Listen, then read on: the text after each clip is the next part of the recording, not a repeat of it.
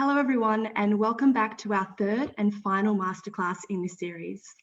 My name is Gemma and I'm from IDP IELTS in Australia.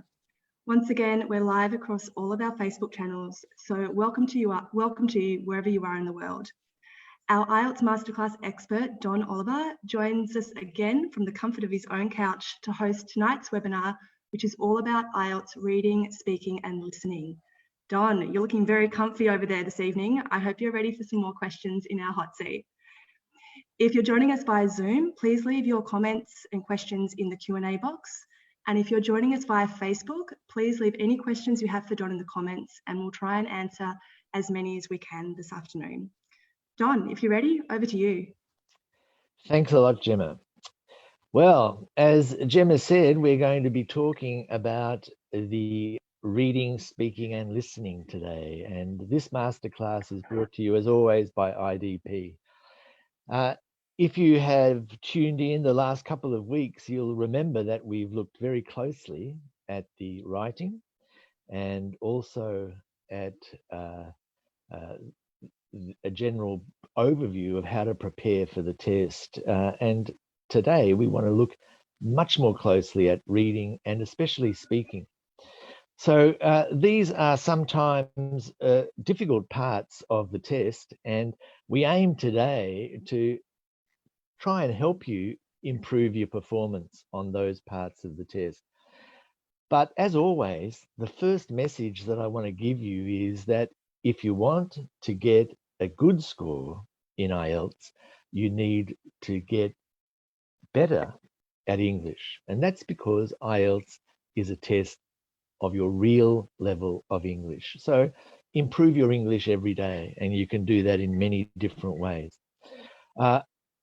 Doing a practice test is a good idea. It will tell you how the test is structured. It can warn you of the sorts of questions and the sorts of topics that you might approach in an IELTS test, but you need to do more than just practice tests.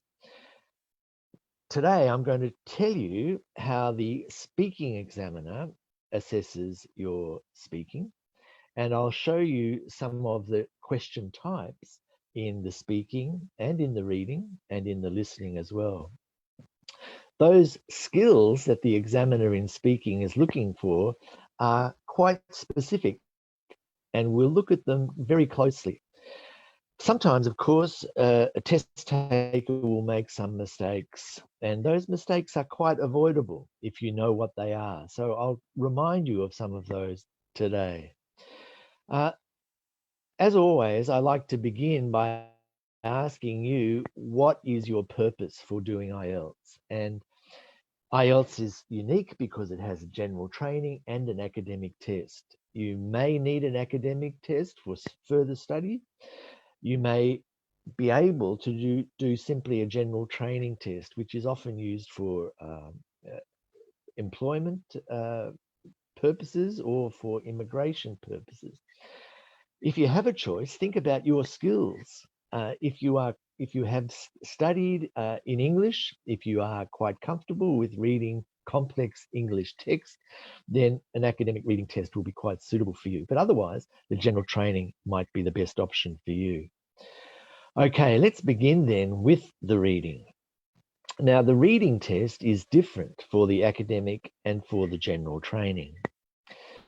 Both the academic and the general training reading tests last for 60 minutes, and both of them have 40 questions. Now, 40 questions in 60 minutes is a big task. It means that you have less than a couple of minutes to answer each question. And there are a lot of words. In an academic reading test, you will have to read something like 2,500 words. But I'm going to show you how you might be able to speed up your reading and get away with not reading as many words as you might do otherwise. There are 3 sections in the academic reading test, and each of these sections is about 900 words. Now, if you look at a serious English language news magazine or popular science magazine, something like that, you'll see that each of these articles is about 900 words. It's about a page of one of these types of magazines or articles in a newspaper. I would suggest that you start reading those if you can. If you're at that level where you can get some meaning from a serious English language newspaper or magazine, do that, because it's very good practice for an academic reading test. The general training reading also has 40 questions, but the types of reading are different. They will be shorter and they will be less academic focused. The sorts of reading that you might be asked to do in a general training test could be something like what you find in your letterbox, for example, an advertisement.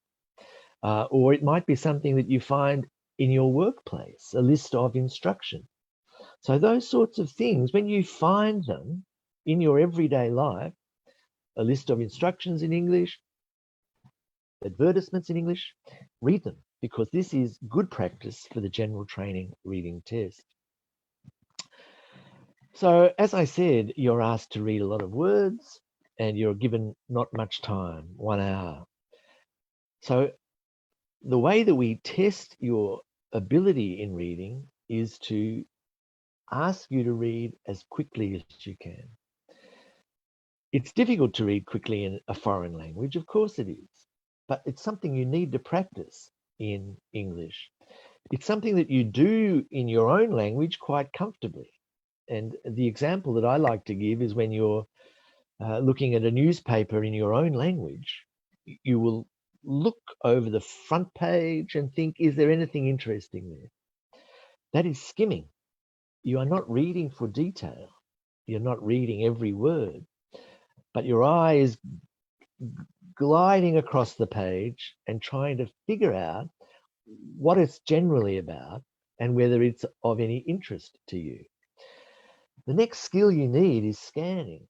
And scanning is something that you do in your own language. For example, if you're looking for the weather forecast for today, or if you're looking for a football score, you're looking for a particular word, the name of your city. You're looking for the name of your football team. You're looking for numbers to give you the score. This is scanning. And we'll practice a little bit of that in a moment. And finally, you do need to read for detail. And reading for detail is something that you don't always need to do, but occasionally will need to do in an IELTS reading test. And reading for detail means, is the text saying most or all? Is the text saying sometimes or never? Is it saying on or in? These are the details that are important to understand very precise and specific parts of the text. One of the things about IELTS is that it has a lot of different question types, and not all English language tests have the variety of question types that IELTS has. Now you will say, well, that's cruel. Why do you have so many question types? But one of the reasons why IELTS is the most respected English language test in the world is that it's a thorough examination of your real level of English. And one way to thoroughly examine your reading ability is to ask you different types of questions. The types of questions that we ask are very familiar to some of you. A multiple choice question, for example, is the answer A, B, or C. An identifying question, which is maybe less familiar and a little bit more demanding, is the statement true? Is the statement not true, false? Or can we not make a judgment about the truth or otherwise? Is there no information about this statement? This one is a particularly difficult one, and we'll look at an example of that in a moment. We also ask you to match ideas with the author or to match a heading to a paragraph. We ask you to match a sentence ending with a sentence beginning. We ask you to complete sentences. We ask you to complete a summary or to label a diagram. And sometimes we ask you a short answer question. When did this happen? Who said that? Now, you can see on this screen that there are different types of questions, and against some of these questions, you will see a little star, an asterisk, against multiple choice and identify a small asterisk. Now, this indicates that this type of question, the order of the answers is the same as the order of the questions. Now, this is a very important thing to remember. If you have a multiple choice set of questions, it might be about 5 questions in a row. If you answer question 1, you know that the answer to question 2 will appear in the text after the answer to question 1.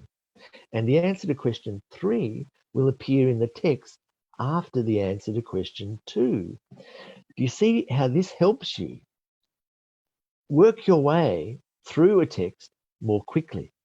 And remember, speed is what you need to develop when reading in English for the IELTS test. And it's something that you really do need to develop for any purpose in another language. Okay, let's look at a true, false, and not given type of question. And this passage is about Australian Aboriginal people, the first Australians, the native Australians who were here before Europeans came to Australia. Now, by the way, the IELTS test is an international English language test. It's not just an Australian test. It's not just an English test. It's not just a test from the United States or from other countries such as that. But some of the passages that you'll be asked to read will relate to one of those countries, or they may even relate to other countries that, where the language is different to English. So don't worry about that. The principle is the same. And the first principle that I really want to remind you about is look at the questions first. Look at the text very quickly, skim, what's it all about? Look at the headings. Yes, that will give you some information. But look at the questions, because that will really direct you to where you need to find the answer. Remember, this is scanning. So if we look at the first statement, it says Aboriginal Australians are descended from the inhabitants of Africa. Your challenge is to work out what the key words are here. The key words, those words that will direct you to the answer. And of course, I think one of the key words is Africa.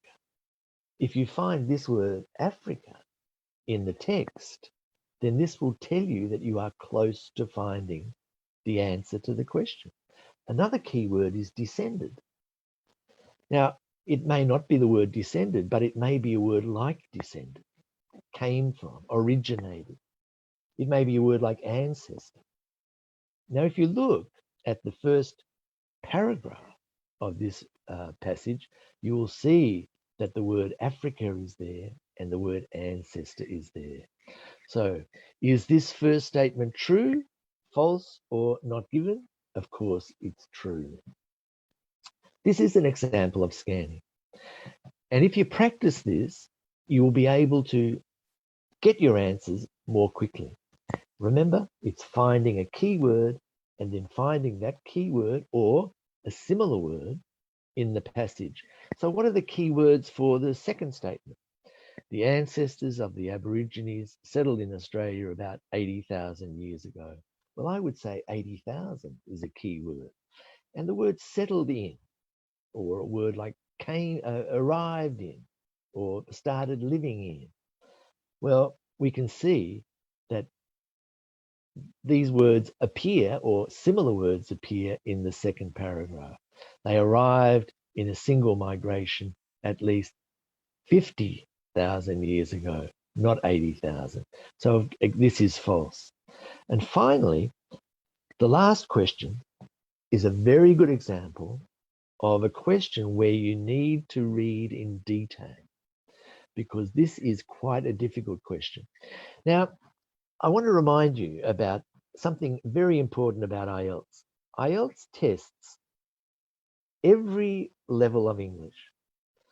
That means someone whose English is perfect is tested, as well as someone whose English is quite basic. That means that some of these questions are really quite difficult, and those questions are for the people who want to get a band 9 in their reading. So if you find a very difficult question, don't worry about that. That's a question for someone who is an expert at English. So don't worry about that. Some of the questions are fairly easy. Some of the questions are fairly difficult. This third question is a difficult one. Aboriginal Australians are the most genetically diverse race in the world. Well, we see in the third paragraph, we talk about genetic diversity, but we don't see the word the most. We don't see that the word greatest. We see greater genetic diversity, more, not most. So this tells us that maybe they are the most genetically diverse race in the world. But really, in this paragraph, we're simply comparing Australian Aboriginals to other races, some other races, not all other races. So really, there's no information about this statement. So here you have an example of a true, false, and not given type of question. My advice to you when doing the reading test is to look for synonyms. What are synonyms? They are words that mean the same, or words that are very similar. Settled in Australia, for example, means arrived in a single migration to Australia. Sometimes an examiner will try and distract you. They will make you think perhaps that the answer is here, where in fact it's over there. An example of this is genetic diversity is not the same as culturally diverse. Diverse is in both of those phrases, but they mean different things.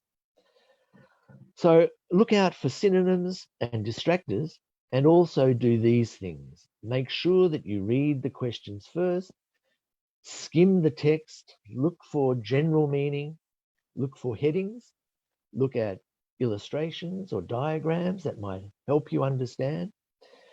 If you're doing the pencil and paper IELTS test, use your pencil, underline keywords. If you're doing the computer delivered test, you can use the highlighting tool on the computer. Sometimes you are asked to answer in no more than one word or no more than 2 words. If you answer in 3 or 4 words, that will be marked wrong.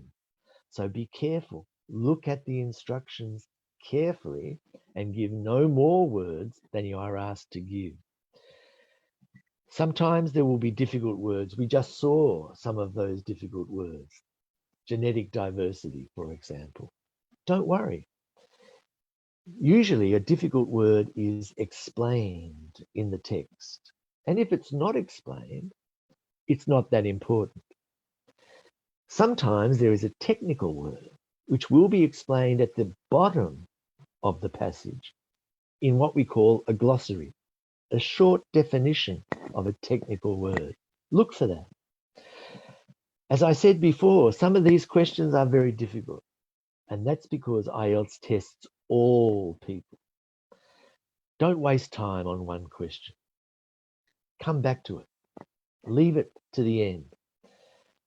And remember, there is only 1 mark for each of those questions. A difficult question is worth 1 mark. An easy question is worth 1 mark.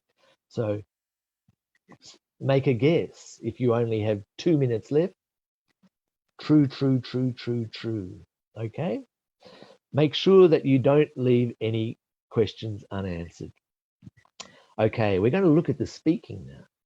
Now, the speaking is, I find, one of the most interesting parts of the test, because whether you do a computer test, whether you do a pencil and paper test, whether you do an academic or a general training test, it's the same.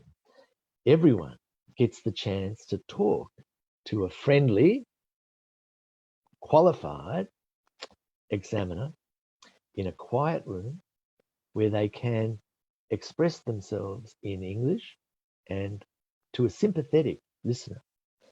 The examiner, believe me, wants you to succeed. Now, the examiner conducts the test the same no matter where you are in the world. You may be in India, you may be in Japan, you may be in the Middle East, you may be in the United States. The test is exactly the same in all of those places. And it has always 3 parts to it. And you can practice for these 3 parts.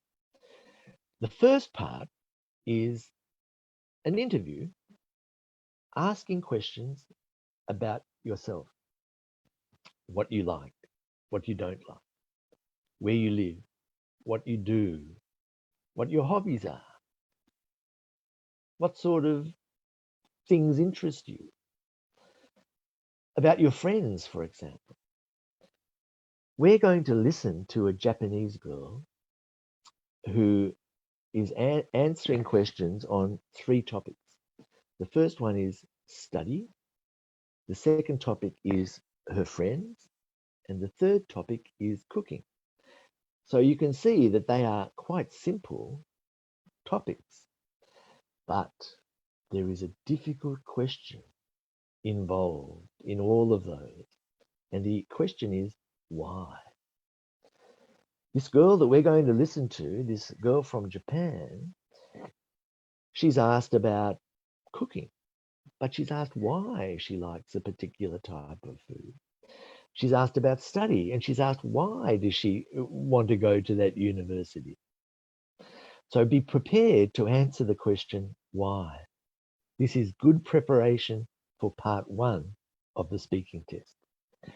Part 2 of the speaking test is difficult because you have to speak for 2 minutes without interruption on a topic that is always a simple topic about someone you know, about a place you know, about an object that you know, about an event that you know of. You can practice this as well. You're given 1 minute to make notes, so practice making notes. Think about what you can talk about. Your car, your motorbike. Talk about your laptop. Talk about your friend. Do it every day and make notes for 1 minute about it. Notes about my motorcycle. Yes, where I bought it, why I bought it, how much it cost, what I use it for, how much it costs to buy gasoline for it, right? Making good notes will help you in the second part of the speaking test. And finally, you are asked to have a discussion with the examiner. And this discussion is based on what you talked about in part 2. So in the case of talking about your laptop, for example, then the examiner will ask you questions about the possessions that people have, what they do with the things that they own. This is an important part of the test because it's the last thing that the examiner hears before they write down your score. So try and improve your ability to speak on sophisticated topics, to talk about general topics, to speak in an abstract way. Now, if you practice this, it's not just practicing speaking. It's also very good practice for task 2 in your writing, because in the writing, task 2, you're asked to give an opinion about a serious topic. And in the third part of the speaking, you are asked to give your opinion about serious topics. The whole test, the whole speaking test, lasts about 14 minutes. Now, the examiner is talking to you, but also assessing you.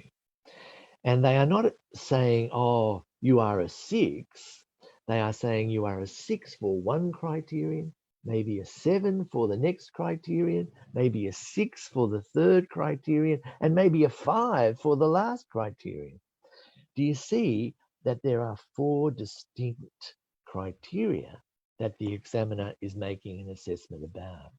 Now, these assessment criteria you can find on the IELTS Essentials website. So I suggest you go and have a look at them, the speaking assessment criteria. I'll explain what they mean in a bit more detail now. The first assessment criterion is called fluency and coherence. And fluency means you can continue to talk without stopping, without hesitating, without correcting yourself too much. You're able to speak at a reasonably good speed, not too quickly, but not too slowly. Remember, I said we're going to listen to a Japanese girl, and she does not speak very fluently. She repeats herself, she hesitates quite a lot, and she receives a fairly low score for fluency. The second criterion is lexical resource, and this just means the vocabulary that you use. Can you use natural English words and combinations of words? Are you able to use words that go together? And the way that we learn natural English is by looking at things like newspapers, but also going to YouTube, by listening to podcasts, by talking with native speakers whenever we get the opportunity, and making a note of new words and how to use them. This is an important part, not just for speaking, but for your writing and also your reading and listening. And the third criterion is grammar, your grammatical range and accuracy. Can you use accurate grammar? But also, can you use a range of grammar? Now, the girl that we're going to listen to in a moment can use some basic words and she makes herself understood, but she does not have a very wide range of grammar. She gets a 5 for this grammatical range and accuracy. And if you go to the assessment criteria, you will see that that's what a band 5 says, a limited range of grammatical structures. So practice some complex sentences. Practice sentences like if and then. Practice sentences that contain who or that or because. These are complex sentences. And finally, you are given a score for your pronunciation. Now, pronunciation has 2 parts, as you know. First, there is the sounds of the language. But the second part is also important, and that is the rhythm, the intonation of the language. And this one is maybe the hardest part.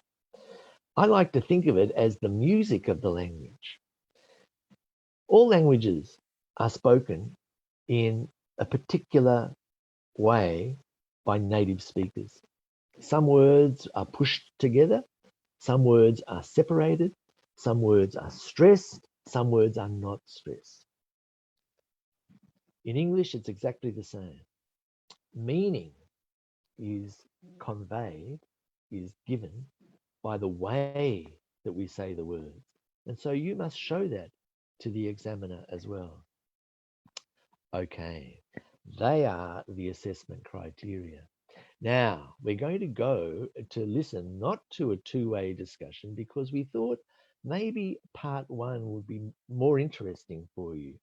So, wish me luck. I'm going to now go to a YouTube video, stopping sharing a new screen, going to this and sharing there. We have a lovely girl called Ayako. And this was recorded about 4 years ago. And at this stage, Ayako was about around a band 5. for speaking. Now she would be a 7 or 7.5 or maybe even an 8. But this is what she was like 4 years ago. Now, as I said, this is part 1 of the speaking test. And in part 1, the examiner will ask about simple things related to the test taker's personal life and preferences. As we listen to Ayako answer these questions, you will see some comments come up. And those comments will indicate how well she is doing in terms of fluency, the first criterion, the lexical resource, the second criterion, the grammatical range and accuracy, the third criterion, and finally, her pronunciation. So let's listen together to Ayako. I'm from Japan. Okay. In this first part, I'd like to ask you some questions about yourself. Let's talk about what you do. Do you work or are you a student? I'm a student in Japanese university, and I'm studying social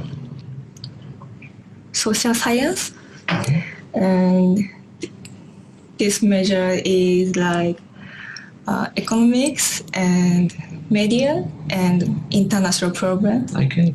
Where are you studying in Japan? University name, Toyo Ewa University. Okay. Why did you choose that university?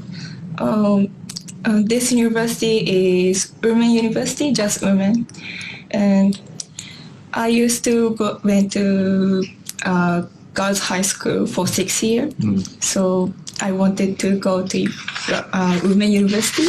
Okay. Let's go on to talk about friends now. Are your friends mostly your age or different ages? Most of my same age. Do you usually see your friends during the week or at weekends?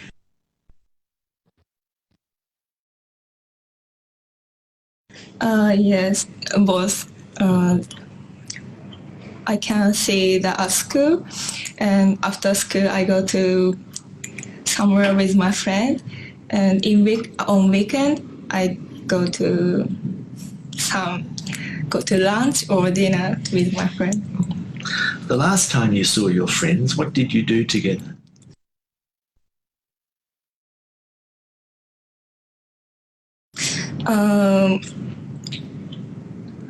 I've been studying here, so I can't see my friend for a long time. But last time I met my friend, they gave me some gift, like album and message, because we can't see for a long time.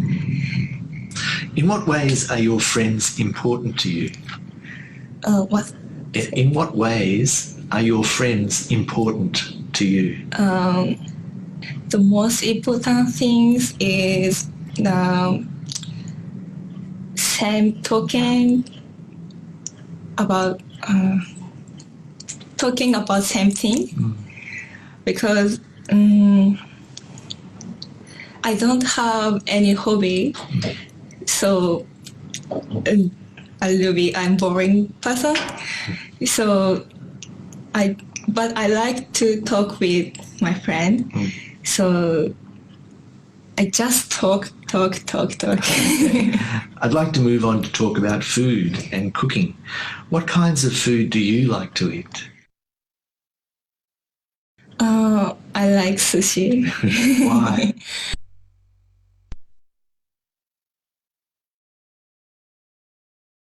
Because sushi is raw fish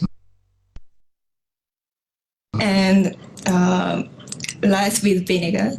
I like rice with vinegar, so I can eat just rice. What kind of new food would you like to try? New food. I never tried Vegemite. All right. But it smells a little bit not my favorite. But I want to try before I'm leaving Do you like cooking? Yeah. Why?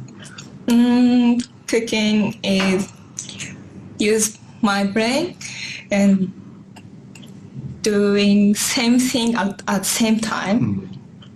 So maybe it's good for my brain. What was the last meal that you cooked? I cooked Japanese curry. All right.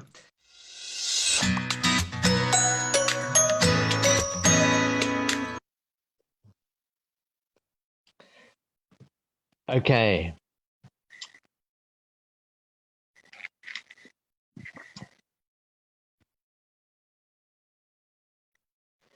So you'll see that Ayako was able to make herself understood, but she had a few problems with her fluency, particularly. Sometimes she couldn't find the right word, and her grammar was pretty restricted in terms of the variety of grammar. And finally, there were some pronunciation features which caused a little bit of confusion. Low fish and lice, for example. But that was good enough to get a band 5 or maybe a little bit less.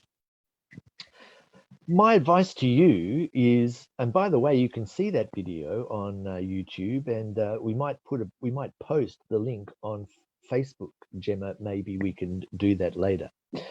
My advice to you, before the speaking test, make sure you practice speaking every day.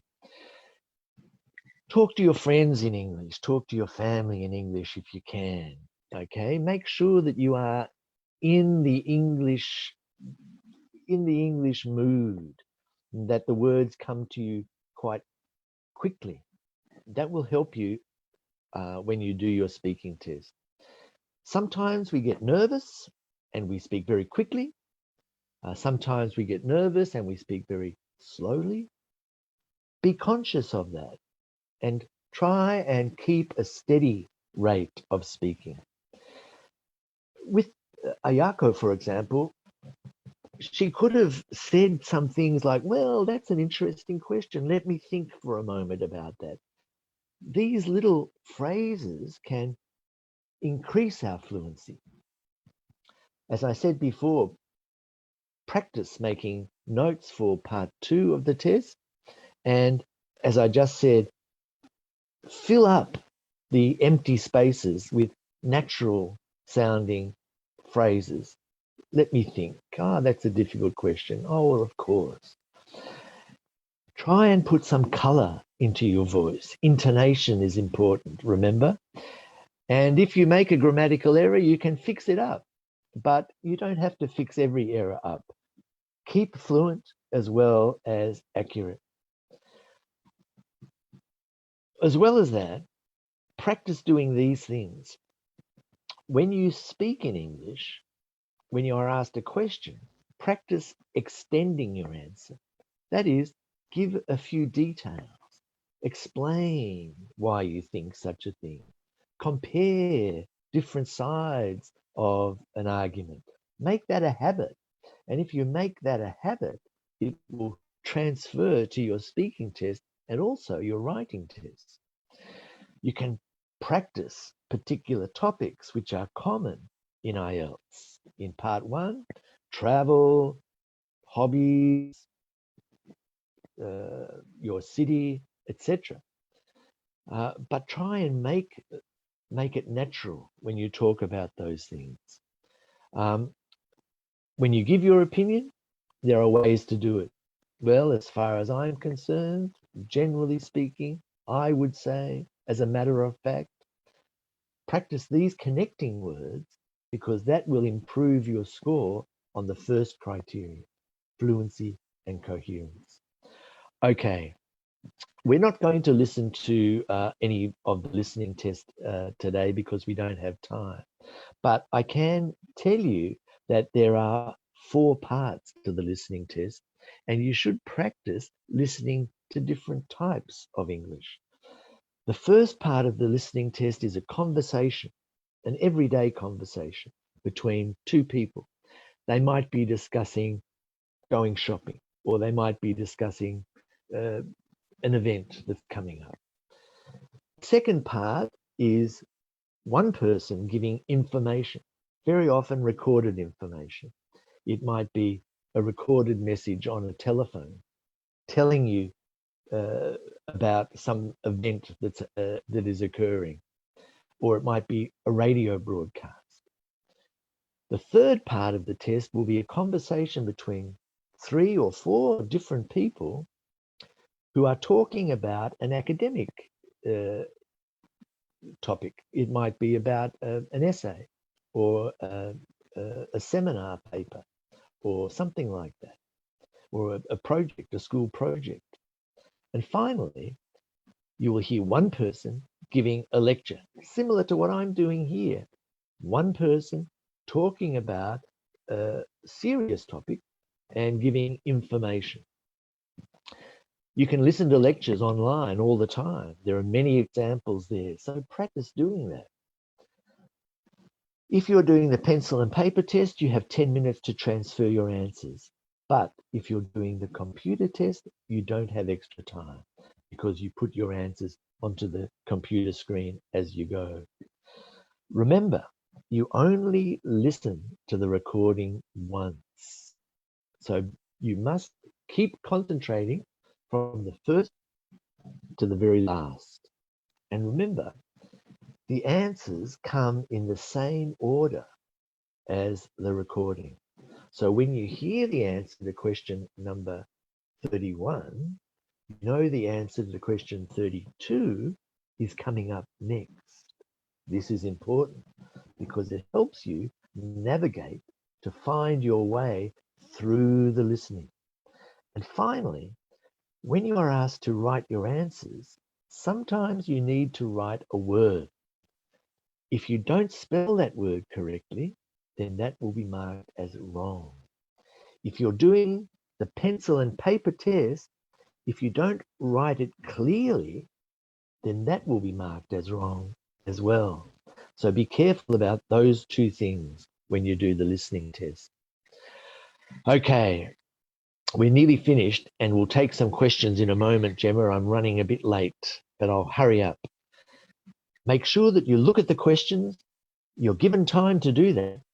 Look at the questions before the recording. Think about key words like we did with the reading, remember? Underline those key words with your pencil. Think of other words that you may hear that mean the same as the word in the question. In other words, synonyms. As I said, the questions follow the order of the recording, so that will help you. Remember, if they say answer in only 1 word or 2 words, don't give 3 or 4 words. Intonation will sometimes help because in the listening, they might say, oh, it was in 1999. Oh, wait, in 1998. 98 is the answer because intonation tells you it was. Okay, to sum up, take every opportunity to practice your English. Set targets for your preparation. I'm going to read a page of this book tonight in bed. I'm going to learn 5 new words. I'm going to use 5 new words. Decide, is it academic or general training? Look at the assessment criteria to see how you'll be scored. And do IELTS preparation, but do more. Remember, every day counts towards language skills. It may take you 2 or 3 or 4 or 10 years to get the score that you really want. But if you keep practicing, it will happen. Okay, your next steps, go to our website.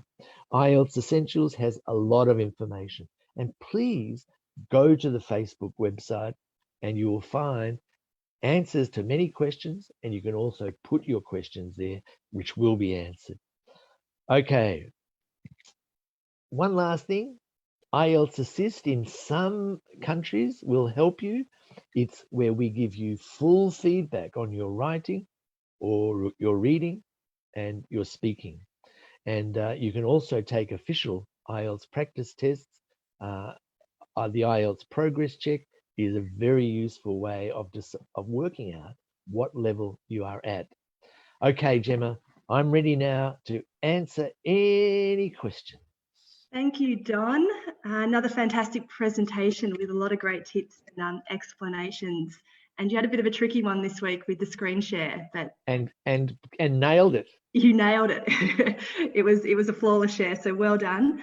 We've had a few questions regarding that video with Akayo, and we will be sharing that tomorrow on our Facebook accounts. So keep an eye out. Come back and check Facebook for that full-length video with Don's younger brother. Yeah. And alrighty, so we'll get into the questions now. We've got quite a few, particularly around speaking. All right, first question is, what does it mean when my speaking examiner interrupts me in the speaking test? It's a good sign. If the examiner, the examiner must keep to the time. All tests cannot go beyond 14 minutes. And that means the examiner will sometimes have to stop you to get on to the next topic. Now, if they do that, that means that you are giving a lot of language. You are fluent. And it means that you should expect to get a fairly good score for your fluency. So when the examiner stops you, that's a good sign. So don't worry about that. Great, thank you. Alrighty, this question also about speaking. I'm wondering about how to give a false story in speaking test. For example, if I get a topic about losing my wallet, but I've never had that kind of experience, what is your advice about how to answer that question? Well, you can make up a story, but I always find that telling the truth is easiest. There's no, you're not expected to have had an experience. For example, if they say, well, tell me about a time when you lost something, they wouldn't say lost your wallet. They would say lost something. Now, if you've never lost anything, talk about that. Say, well, I am a very unique person. I have never, ever lost anything except my teeth when I was 6 years of age, right? And you can talk about that. There's no problem. You can talk around the topic, and as long as you use good English. That's a great tip. Thank you. Okay, and a similar question actually. Am I allowed to ask my speaking examiner for an alternative speaking topic? No, you're not. In part 2, the examiner will say, and here is your topic. I would like you to describe blah, blah, blah. If, for example, the topic is, I would like you to describe a movie that you liked, right? And you've never seen a movie.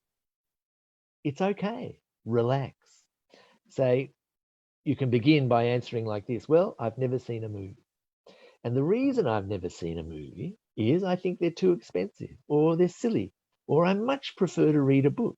And I read many books. My friends like to watch movies. You can talk for 10 minutes about why you don't watch movies and the other things that you prefer to do. And that's perfectly okay. Someone has asked a question about the 2-minute time frame in part 2. Will it affect their scores if I'm unable to speak for 2 minutes? No, the examiner will ask you if, say, for example, you only speak for 1 minute, the examiner at the end of that 1 minute will say, can you tell me anything more about this part that's on the task? And you should be able to say a little bit more. But again, I'd go back to what I suggested earlier on. You can practice making good notes in preparation for part 2. And good notes will be not sentences, they will be maybe 10 key words. And remember, if you can just talk for 15 seconds on each of those words, well, you'll speak well beyond 2 minutes. Great. And someone has asked a question, how do I improve my fluency and different accents? Do our test takers need to speak in accents? Well, there are 2 questions there, fluency and accent. Well, improving fluency there are many things. Practicing English a lot. The more words you know, the more fluent you will be. You won't be searching for a word, right? That will make you fluent. You can learn some connecting words that will help you connect your ideas. That will help you be fluent. Generally speaking, as a matter of fact, apart from that, in contrast, such words as that will help you be maintain fluency. And that second question about accent, I have an accent, you have an accent, we both have you have a Tasmanian accent, I have an Australian accent, and that's okay. Everyone has an accent. The only problem is if the accent prevents people understanding you. So don't worry about accent, just worry about making the sounds of English so that you can be understood. And that's one of the benefits of the face-to-face speaking test with IELTS, that we can hear your accent. And that's true. And every examiner has lived probably overseas, probably knows another language as well, and they have many years of experience teaching people English. So they are very comfortable with accent. And one final speaking test question here before we move on to reading. If I use more idioms in my speaking test, will it improve my speaking score? Well, if you use idioms correctly, yes, but idioms are difficult in any language, and I would want you to be 100% sure that you are using the idiom correctly. Now, there are idioms and there are idioms. Some idioms are very odd sounding. For example, in Australia, if you're very busy, you might say, I am flat out like a lizard drinking. Now, that is a very odd idiom. Don't worry about that one. But if I talk about idiomatic language, sometimes it's simply a phrasal verb, a combination of words, which is natural. For example, if I use the word fabulous, which is an adjective, I can use an adverb like absolutely fabulous. But I can't say very fabulous. No one ever says that in English, right? That's an example of the very fabulous is not idiomatic. Absolutely fabulous is idiomatic. So think about those sorts of things and they will improve your score in the second criterion, lexical resource. Thank you. Okay, let's take a look at some questions about the reading test. Someone has said here, once I got a band 9 in the reading test, but the second time I felt it was harder compared with other reading tests that I'd done before. Are IELTS tests different in their level of difficulty? It's a very good question. Sometimes you might find the topics are very suitable for you. You may know a lot about a particular topic, which will make it a bit easier. We can't avoid that.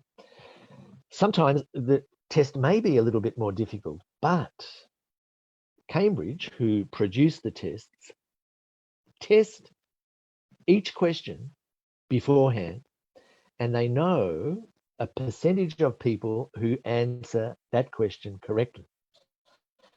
So there might be a question that they put into a test that only 20% of people answer correctly. That tells them that the reading test is quite difficult.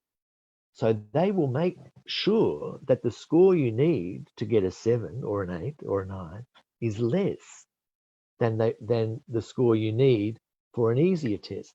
In other words, the band score is adjusted based on their understanding of the difficulty of the test. So don't worry too much about that.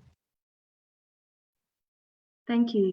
Okay, so a few people have asked for some practical tips about reading the passages a little bit quicker. So someone here has written, Dear Don, my question is about reading techniques to save time, like reading from bottom to top or reading in a zigzag form, which is not easy for me to do. Do you have any other suggestions? I've never read from bottom to top, nor have I read in a zigzag fashion. that's new to me. I would simply say practice different ways of reading quickly and do what works. For some people, well, for most people, I think reading in the normal sort of horizontal fashion downwards would be the most natural one, but practice focusing on content words, and that is verbs and nouns. You don't have to worry too much about prepositions and articles and adjectives, for example, if you are scanning, if you are skimming. So it's a skill which you have already in your own language, but it's a skill that can be transferred to your to English as well. Okay, moving on to a listening question. Someone has asked, can I listen to the listening section twice? No, you cannot. The listening comes and then it goes, and it's never going to return. It's like being 25. He said, sadly. Okay, sorry, we've got a lot of questions coming in from Facebook and Zoom. See if I can find another one. So someone's asked, any tips or tricks to crack and score full marks in the last session of the listening test? In the last section, full marks in the last section. Well, yes. The last section, as I said, is a lecture. And lectures generally follow a fairly predictable pattern.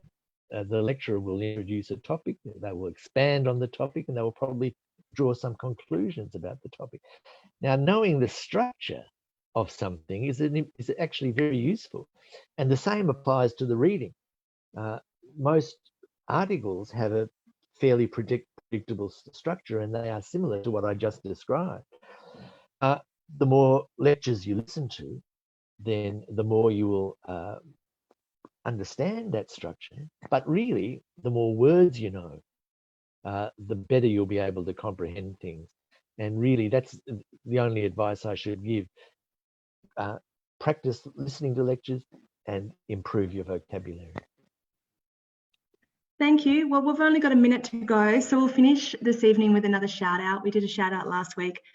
This time, Leandro has written, my test is tomorrow. I'm anxious about it. Can you wish me luck, Don? I wish you the very best of luck, and I've got my fingers crossed and I've got my toes crossed as well for you. Thank you. We also had quite a few questions come in tonight about writing. Don did an IELTS masterclass in writing last week, and that is recorded and saved on our Facebook IELTS Essentials account. If you just pop to the videos tab, you can view that presentation from last week. But Don, that wraps us up for this evening. So thank you for joining us for these 3 masterclasses. My pleasure. Thank you. Appreciate your time. And thank you to everyone who joined tonight and asked a question. And sorry if we didn't get around to your question. We will try and respond to as many as possible via Facebook. So thank you, everyone, and have a great day. Bye.